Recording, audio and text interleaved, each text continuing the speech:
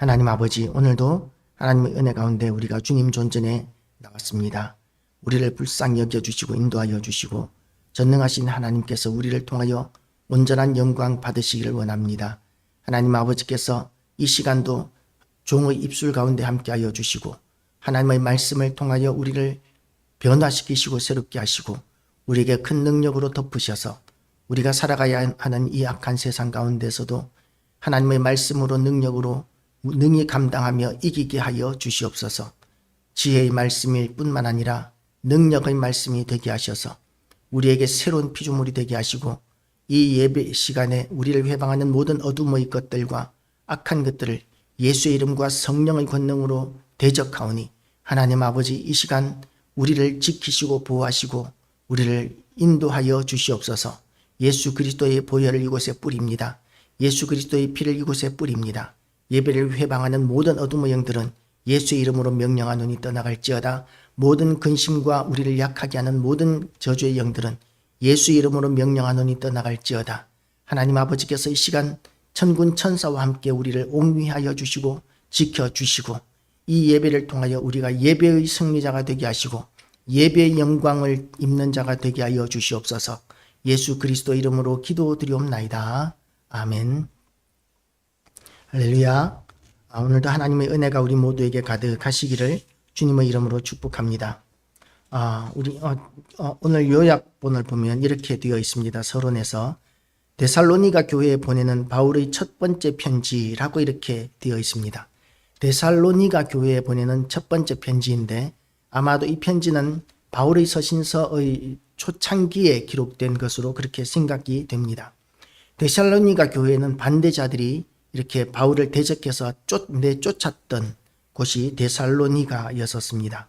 그래서 아마 AD 한 51년경 정도에 기록된 것으로 생각이 되는데 그때 바울이 데살로니가 교회를 들렸을 때 데살로니가에서는 사람들이 상당히 복음에 대해서 비판적이었고 대적하는 성향이 있었고 그래서 이제 바울은 그곳에서 쫓겨났었습니다. 그리고 이제 다른 곳으로 가서 복음을 전하였던 것이죠. 베레아 사람들은 데살로니가 사람들보다 더 신사적이어서 라는 그런 대목이 우리가 사도행전에서 기억하고 있는 대목입니다. 그러니까 데살로니가는 상당히 신사적이지 않았다라고 이렇게 볼 수 있는 것이죠. 그래서 감정이 쌓일 수 있습니다. 나쁜 감정이 생길 수 있는 것이죠. 우리가 나쁜 감정이 이렇게 생기게 되면 다시는 돌아보기 싫습니다. 왜냐하면 상처들이 있기 때문이죠.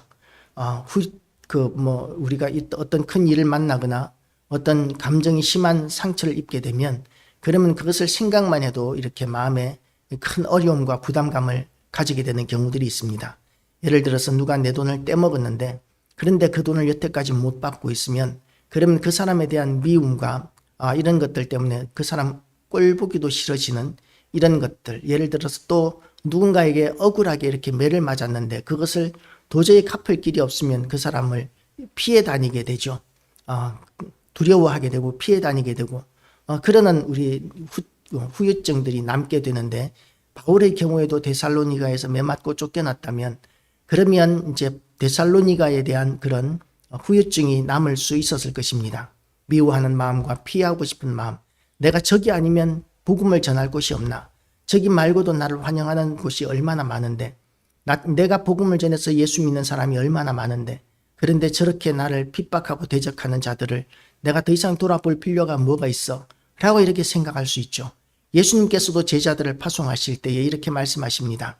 누구든지 너희를 영접하지 아니하거든 너희는 그 마을에서 신을 털어버리라 고 이렇게 이야기하셨습니다.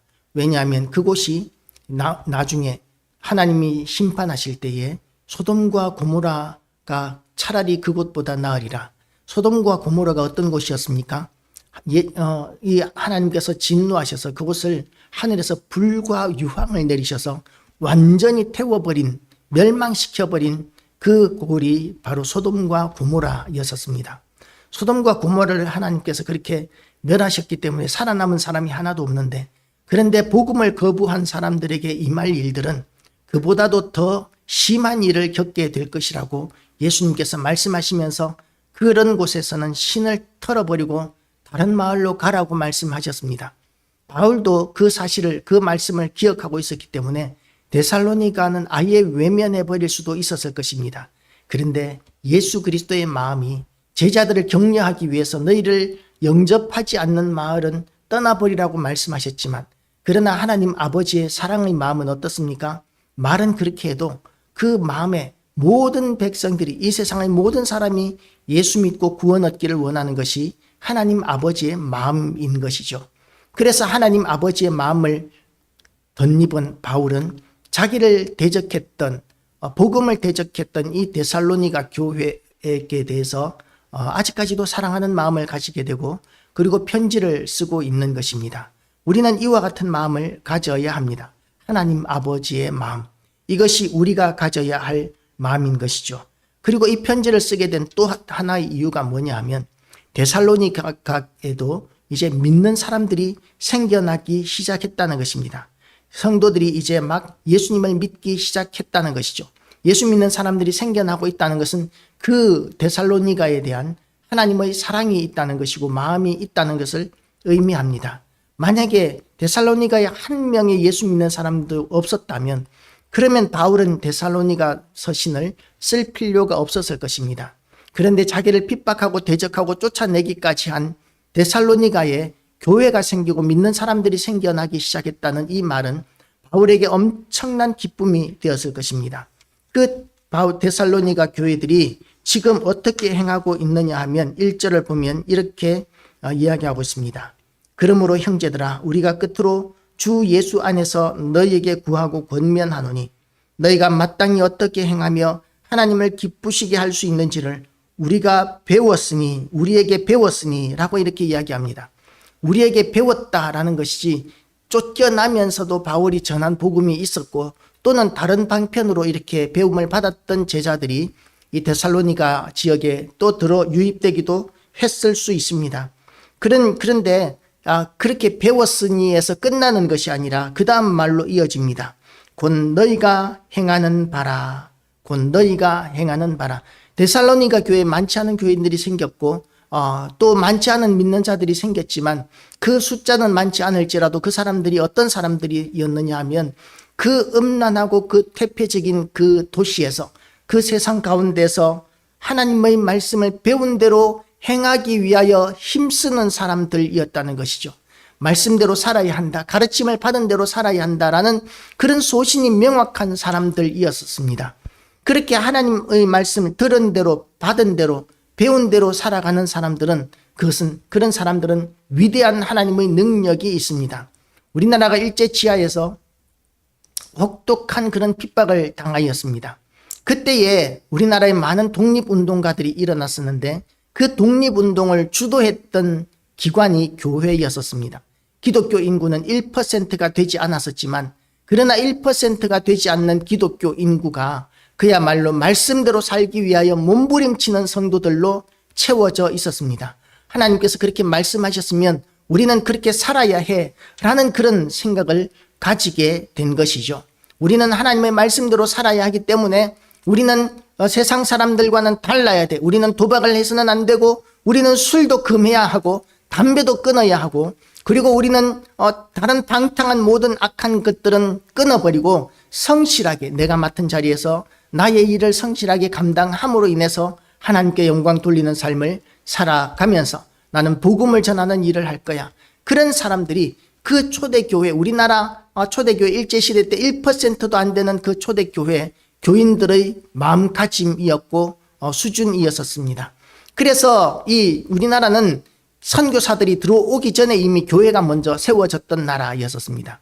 선교사가 들어와서 복음을 전하면서 그렇게 예수 믿는 사람들을 얻어도 교회를 세우기가 쉽지 않은데, 우리나라는 선교사가 들어오기 전에 성경책이 먼저 들어왔어요. 성경책이 먼저 들어오니까 그 성경책을 누가 받았느냐 하면, 그 성경책을 들고 온 선교사의 목을 친 사람, 선교사를 죽인 사람의 손에 성경책이 처음 들어왔었습니다.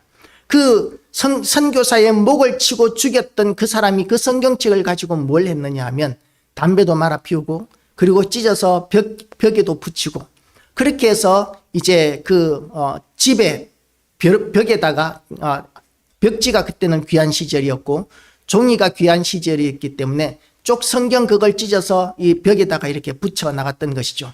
그래서 성경책을 찢어서 담배를 말아 피다가 이렇게 돌아놓으면 성경 구절이 보이고 그럼 성경 구절 한번 읽어보고 그렇게 하면서 이 사람이 회심하게 되고 정말 기적이죠. 지금은 전도지를 아무리 나누어 주어도 그 전도지를 그냥 버려버리고 땅에 밟고 다니는 그런 시대가 되었고 그런데 그 시대에 정말 그 성경책에 처음 들어왔던 그 시대에 그 완고하고 완악한 시대에 성경만 읽고 그리고 예수 그리스도를 영접하는 사람이 생겨났었습니다.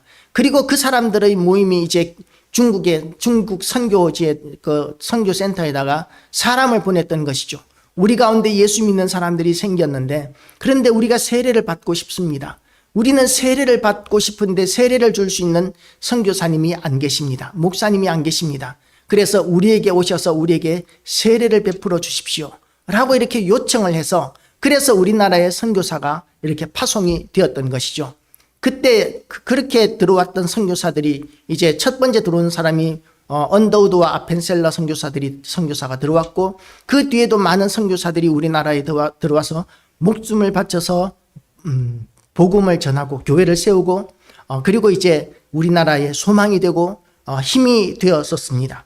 그렇게 교회에 믿는 사람들이 어떤 헌신된 마음을 가지느냐에 따라서 그 숫자가 많으냐 적으냐가 아니라 그 소수의 몇몇 헌신된 사람들에 의해서 이 나라의 교회는 힘있게 일어났고 그리고 또한 이 나라가 해방이 되고 그리고 또한 이렇게 교회가 성장하면서 그 교회의 성장과 함께 이 나라도 경제적으로도 부흥하는 성장하는 그런 위대한 역사가 이 나라의 역사였습니다. 교회 성장의 역사와 이 나라 경제 성장, 이 나라 부흥의 역사가 함께 있었던 것이죠. 그래서 하나님께서는 하나님 앞에 헌신된 그 몇몇 사람들을 위해서 이 땅에 하나님께서는 경제적으로도 부유하도록 하시고 하는 것마다 잘되게 하시는 놀라운 은혜를 이 땅에 부어주셨습니다. 데살로니가 교회가 지금 소수의 믿는 사람들이 있었는데 그 사람들이 어떤 사람들이냐고 하면 배운 바대로 행하는 사람들이라는 것이죠. 우리를 통해서 하나님께서 하시는 위대한 일들을 보고 싶다면 들은 것을 그냥 흘려버리는 것이 아니라 들은 대로 행하고 배운 대로 행하기를 힘쓰는 진정한 제자들이 되기를 주님의 이름으로 축복합니다.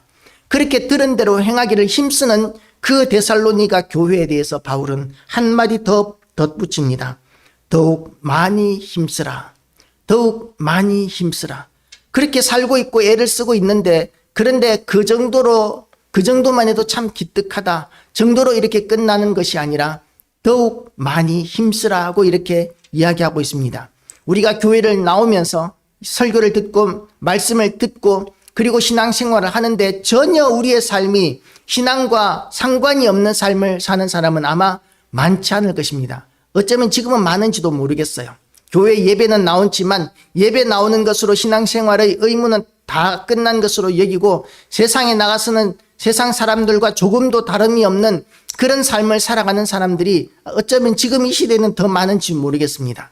그런데 그렇게 힘쓰고 애쓰는 사람들에게 하나님께서 주신 말씀은 더욱 많이 힘쓰라 하는 것이죠. 달리는 말에게 이렇게 채찍질을 더한다라는 그런 말이 있습니다. 달리는 말에 가만히 있는 아무리 때려도 달리지 않는 말은 때리지 않습니다. 그런데 달리는 말, 잘 달리는 말에게는 더욱더 잘 달리게 하기 위해서 채찍질을 한다는 것이죠. 아마 견마지로라고 했던가요? 그런 한자어가 있는데 이렇게 더욱 많이 힘쓰라고 하나님께서는 헌신된 사람들에게 이렇게 명령하고 계십니다. 왜 나만 더 수고하는 거야? 왜 나만 고생이야?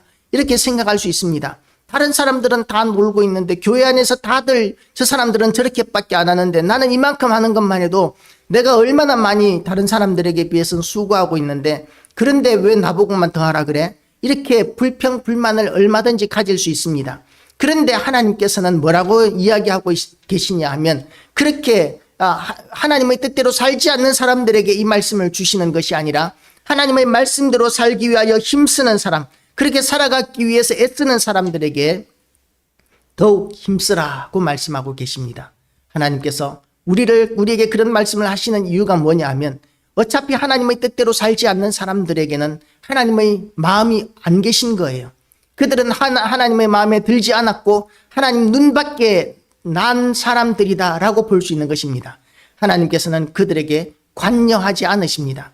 하나님 나라에 갔을 때 나중에 심판대 앞에 섰을 때에 믿음으로 행하지 않았던 사람들도 나도 예수 믿고 예배 나갔는데요 라고 하면서 하나님의 심판대 앞에 섰을 때에 그때 하나님께서 너의 믿음으로 말미암아 네가 구원을 얻었다라고 이야기하실지는 두고 봐야 합니다. 왜냐하면 행함이 없는 믿음은 죽은 믿음이라고 이야기하셨기 때문에 그래요.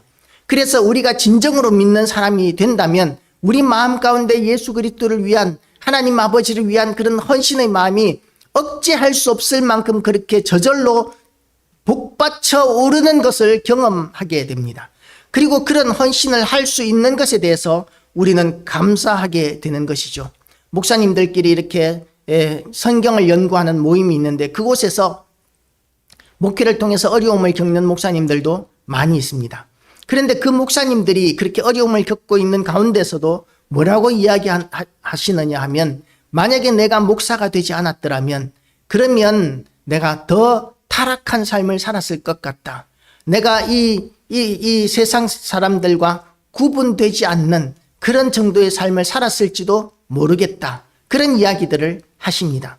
그러니까 비록 지금 어렵고 힘들고 안 되는 것 같은 그런 상황 가운데 있을지라도 하나님께서 목사로 불러주시고 아직까지도 목사할 수 있게 해주시는 것이 너무나 감사하다라고 고백하는 그런 목사님들이 여럿 있었습니다.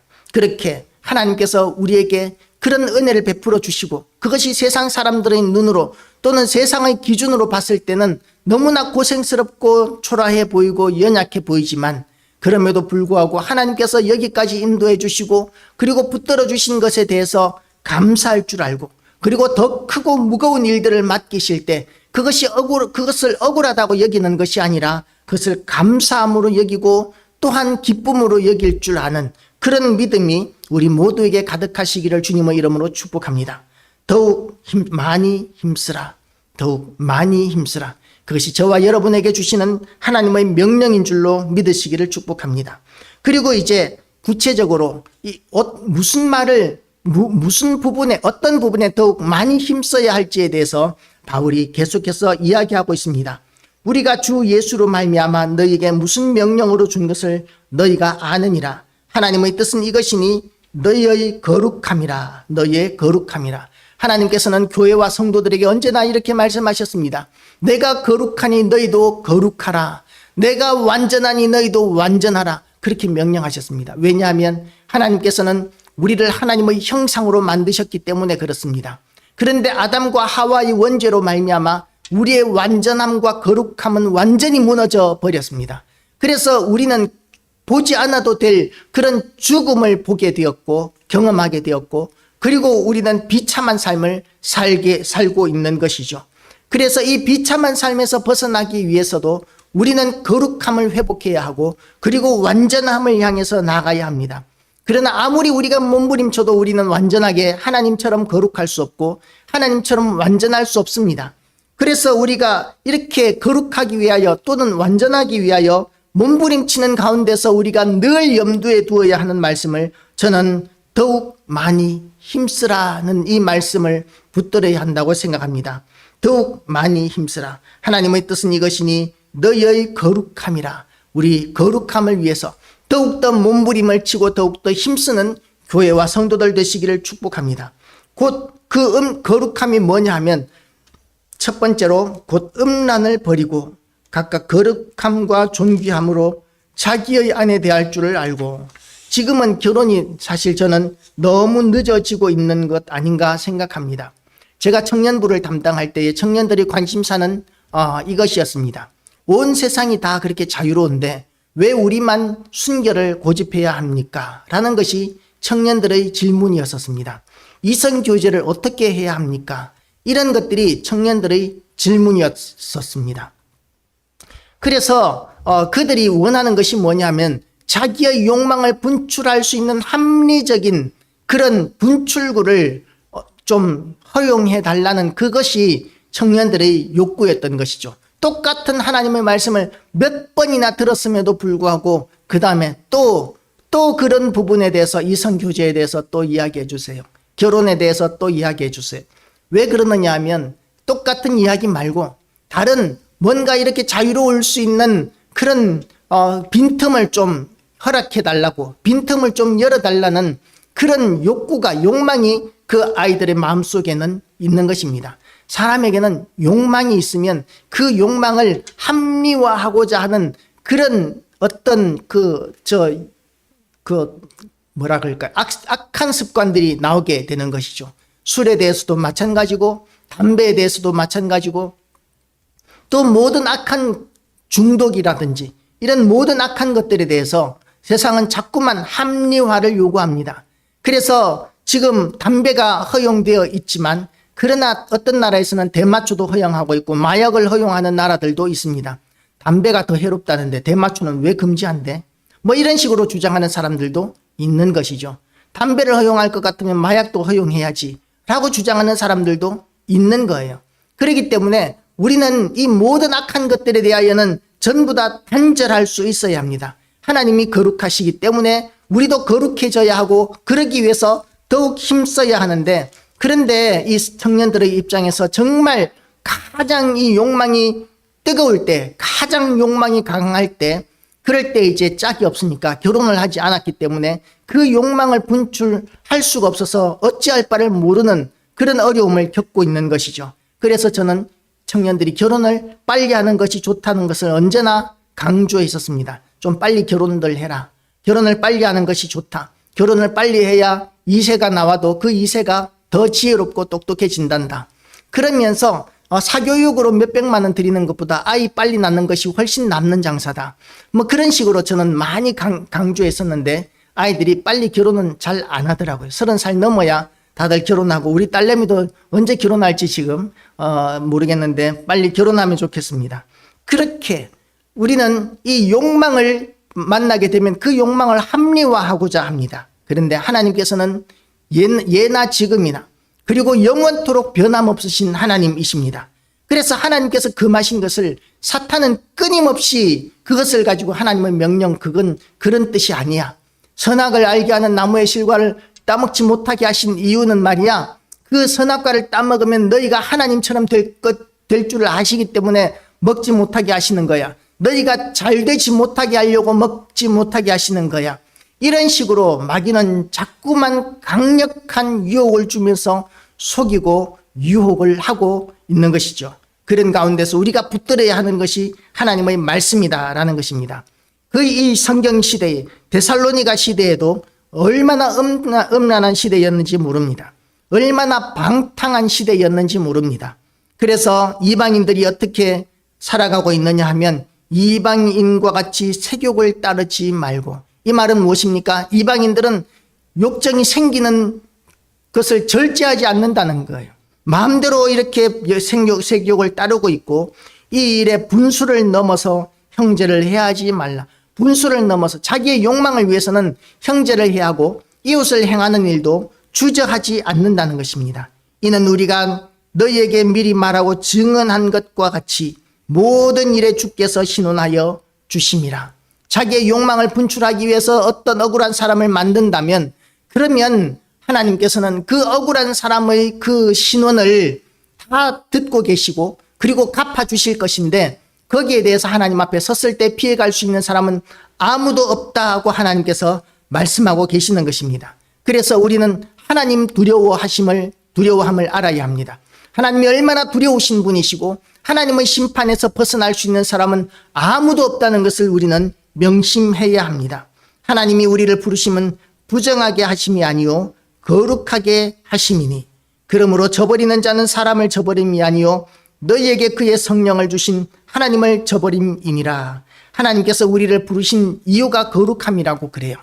그래서 우리가 거룩한 삶을 떠나서 부정함이 주는 그런 유익, 부정함이 주는 쾌락, 그런 것들을 따라가게 되면 하나님께서는 하나님을 저버린 것으로 여기시겠다라고 말씀하고 계시는 것입니다. 하나님을 저버린 사람이 어떻게 구원을 얻겠습니까? 하나님을 저버린 사람에게 어떻게 믿음이 있다고 이야기할 수 있겠습니까? 하나님을 저버리는 일이 저와 여러분에게는 결코 없으시기를 주님의 이름으로 축복합니다. 하나님께서 우리와 함께 하시는 것이 얼마나 큰 은혜인지 모릅니다. 그런데 하나님께서 우리와 함께 하시는 그 큰 은혜가 우리가 죄악의 삶을 살게 되고 거룩함을 버리고 타락한 삶을 사는 것으로 선택하게 되면 하나님이 우리와 함께 하시는 것이 은혜가 아니라 두려움이 되는 것이죠. 얼마나 큰 두려움이 되겠습니까? 불꽃 같은 눈동자로 우리의 모든 죄악을 하나님께서 지켜보고 계시는데 두려워하지 않을 수가 있겠습니까? 만약에 두려워하지 않는다면 우리의 심령은 이미 완고하고 완악해져서 믿음이 없는 자가 되었고 우리는 마귀의 길을 따라가고 있는 존재가 되면 양심도 완악해져서 두려움조차도 사라지게 되는 것이죠.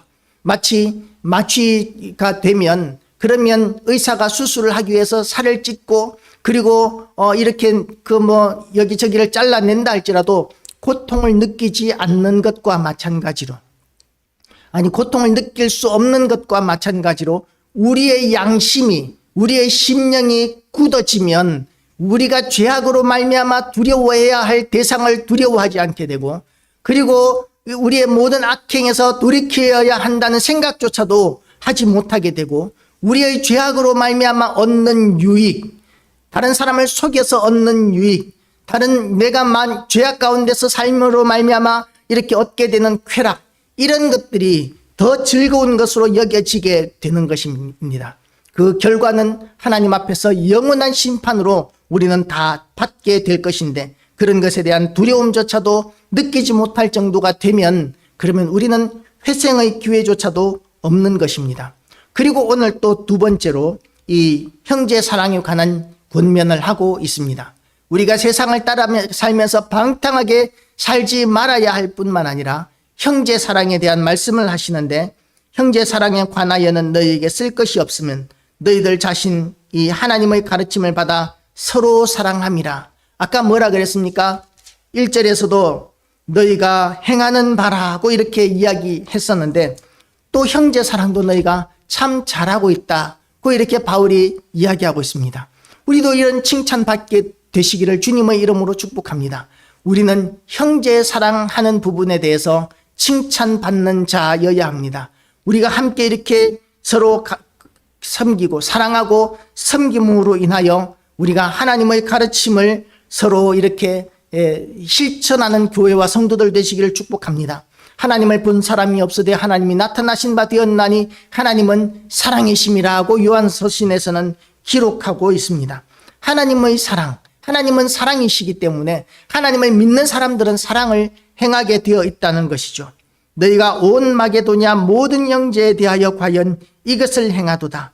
형제들아 권하노니 더욱 그렇게 하고 또 너희에게 명한 것 같이 조용히 자기 일을 행하고 이렇게 마게도니아의 많은 그 지역 사람들을 섬기는 일을 데살로니가 교회가 지금 하고 있다는 칭찬을 하고 있는 것이죠. 아직 연약한 교회고 힘이 없음에도 불구하고 힘 닿는 데까지 그렇게 할 수 있는 일들을 하고 있다는 것입니다.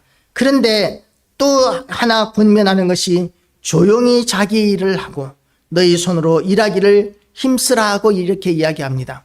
많은 비판적인 사람들의 성향이 뭐냐 하면 자기는 다른 사람들의 말을 못 들어요. 다른 사람들의 충고를 못 들어요. 그런데 다른 사람들의 일에 대해서는 일일이 간섭하고 충고하려고 드는 사람들이 있습니다. 그런 사람들은 그것을 절제하지 못하고 그게 자기가 잘났기 때문에 하는 것이라고 그렇게 착각을 합니다. 그런데 그렇게 다른 사람들에게 권면하는 것은 얼마나 조심스럽고 두려움으로 해야 되는 일인지 모릅니다. 그래서 정말 어려운 일이기 때문에 그래서 바울은 이렇게 이야기합니다. 조용히 자기 일을 하고 자기 일이나 하고 미국 사람들은 누군가 이렇게 참여하면 거기에 대한 반발로 주로 많이 하는 말들이 당신 일이나 잘해 너나 잘해 뭐 이렇게 이야기들을 잘 하죠. 우리나라 사람들도 그런 이야기들을 합니다. 내가 뭔가를 실수하거나 내가 하는 일에 관여하거나 그러면 내 일에 관심 꺼 그렇게 이야기를 하죠. 네 일은 당신 일이나 잘해 뭐 그렇게 이야기를 하기도 합니다. 이렇게 관여받고 참견받는 것을 좋아하는 사람은 아무도 없는 것이죠. 그래서 우리는 사람들의 마음을 얻기 위해서 복음을 전할 수는 있어도 다른 사람들의 일에 관여하고 참견하는 것을 통해서 괜히 미움을 받을 필요는 없습니다. 우리는 말로 행하는 사람이 아니라 무엇으로 하는 사람이라고요? 너희 자기 일을 하고 너희 손으로 일하기를 힘쓰라. 우리는 행함과 진실함으로 행하는 사람들이어야 합니다. 어떤 교부는 이렇게 이야기했습니다. 복음을 전하되 힘써 전하라. 그렇게 복음을 전하는데 어쩔 수 없는 경우에는 말로도 전하라. 그렇게 이야기했습니다. 그러니까 뭐냐면 말로 전하는 것은 마지막 방법이라는 것이죠. 행함과 진실함으로 우리가 복음을 전하고 사랑도 마찬가지입니다. 말로 사랑하는 것이 아니라 행함과 진실함으로 사랑하는 것, 그것이 그리스도인의 사랑의 모습입니다.